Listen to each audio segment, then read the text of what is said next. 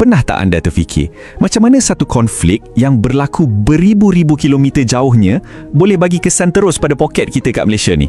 Hari ni, kita nak kupas macam mana satu laluan laut yang sempit tiba-tiba jadi pusat krisis dunia dan kenapa penting sangat untuk kita semua faham apa yang sedang berlaku. Persoalannya macam ni, macam mana satu pergolakan yang nampak macam tak ada kena-mengena dengan kita Boleh buat belanja subsidi minyak kerajaan kita melambung dari 700 juta ringgit sebulan tiba-tiba jadi 2 bilion ringgit sebulan. Ya, 2 bilion. Angka yang gila-gila besar ni sebenarnya berkait rapat dengan sejalur air sempit yang nama dia Selat Hormuz. Jom kita rungkai sama-sama. Okey, jom kita mulakan dari puncanya. Apa benda sebenarnya Selat Hormuz ni dan kenapa ia begitu penting sampai boleh gegarkan ekonomi satu dunia?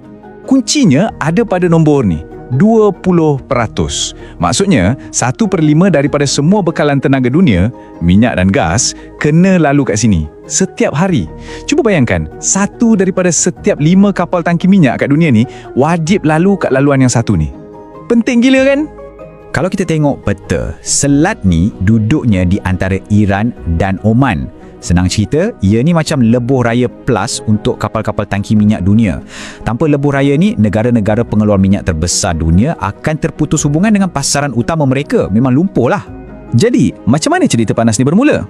Semuanya tercetus bila ada tindakan ketenteraan bersama Amerika dan Israel pada hujung bulan Februari. Sebagai tindak balas, pemimpin baru Iran terus bagi amaran yang selat tu akan ditutup.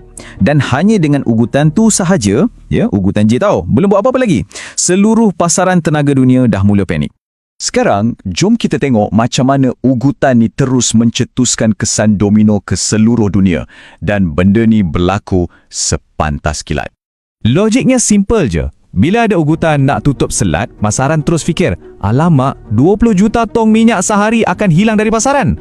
Hukum asas sekerumi kan? Bila bekalan dijangka kurang, tapi permintaan tetap sama, apa jadi? Harga confirm melambung tinggi. Dan inilah buktinya. Tengok graf ni, memang dramatik.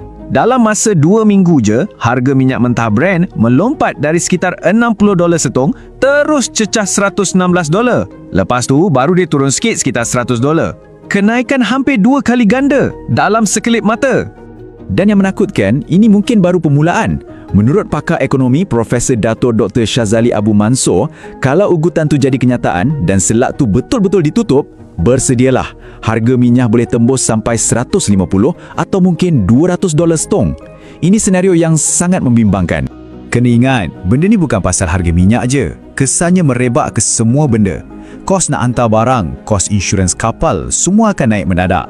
Hujung-hujungnya, harga hampir semua barang yang kita import akan jadi lebih mahal.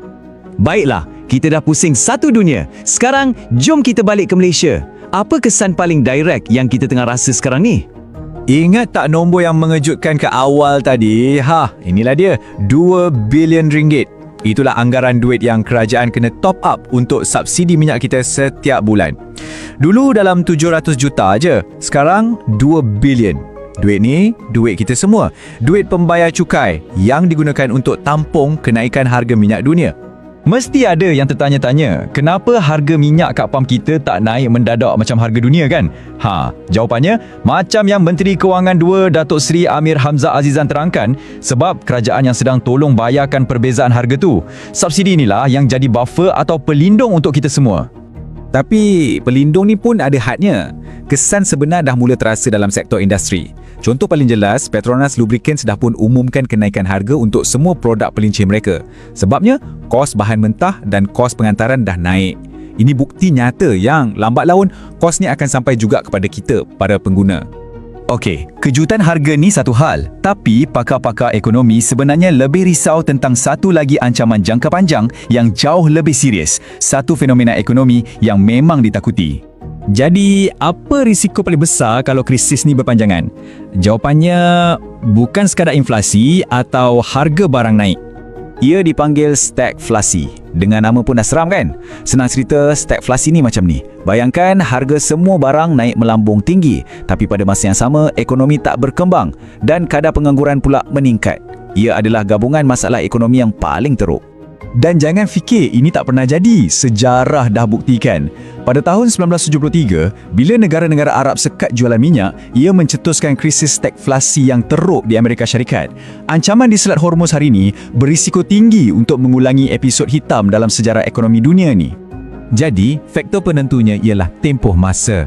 Kalau gangguan ni sekejap, dunia masih boleh bertahan sebab ada stok simpanan minyak. Tapi, kalau selat tu ditutup lebih dari setahun, simpanan strategik dunia akan habis. Dan akibatnya, kemolesetan ekonomi global yang teruk. Memang parah. Jadi, dalam semua ni, macam mana pula dengan kita kat Malaysia? Cerita kita ni unik sikit, tak sama macam kebanyakan negara lain. Situasi kita ni ibarat duit shilling, ada dua muka. Sebelah baiknya, kita kan negara pengeluar minyak. Bila harga minyak mahal, Petronas dan kerajaan akan dapat pendapatan yang sangat besar. Tapi, di sebelah yang lain, kita tak boleh lari dari ekonomi global. Kita tetap akan terdedah pada inflasi yang diimport dan kesan buruk kalau ekonomi dunia merosot. Profesor Shazali pun merumuskan benda yang sama.